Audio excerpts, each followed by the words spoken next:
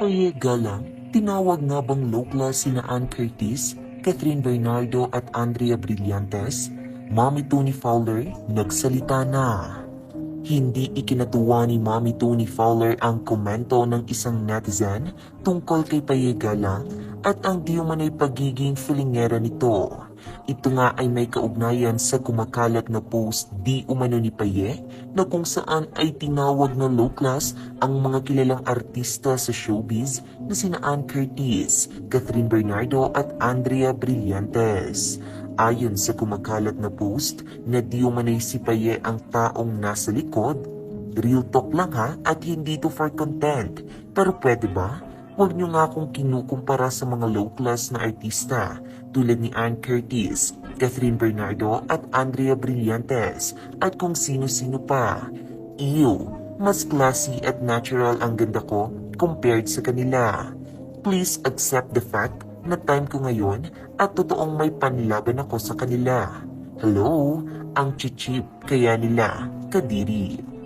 Talaga namang ikinainit ng ulo ng maraming netizens ang post na ito at agad pinutakte ng samot-saring pagbabati ko si Paye. At isa nga rito ay pinalagan na ni Mommy Tony Fowler matapos hindi ma-team ang mga sinasabi laban kay Paye.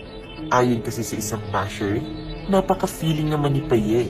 Wait, before you all bash me, gusto ko lang linawin na hindi ito pang babash. Dinedescribe ko lang si Paye kasi yun nung nakita ko yung post niya na kumalat na sa TikTok, nainis ako. Ba't kailangan niya pang mangdamay ng mga artista na may mataas ang standard sa kanya? And she have no right na ganyanin ang mga artista. Buti pa nga yung mga artistang ni-name drop niya, natural beauty Siya, kala niya kinaganda niya na yan. Agad nga itong sinagot ni Mommy Tony. Anito, kahit mas filingera ka, nag-check ka ba kung may post ba talaga siyang ganon? May panahon kang mag-type ng comment na napakahaba.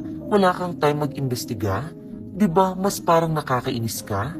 Sa kabila kasi ng mga pangbabatikos na ibinabato kay Paye, napag-alaman nga na wala siyang kahit anumang inilalabas o ipinost na pahayag na kung saan ay tila ininsulto niya ang mga nasabing pangalan sa taas. Ito nga ay gawa-gawa lamang at paninira kay Paye. Kaya naman sa pamamagitan ng pagpalag ni Mommy Tony Fowler sa isang netizen na binatiko si Paye, tila nais nito iparating na fake news at fake account ang kumakalat na post. Sa ngayon ay wala pa namang pahayag dito si Paye at sa pangdadawit ng pangalan niya sa paninira sa mga kilalang artistang nabanggit.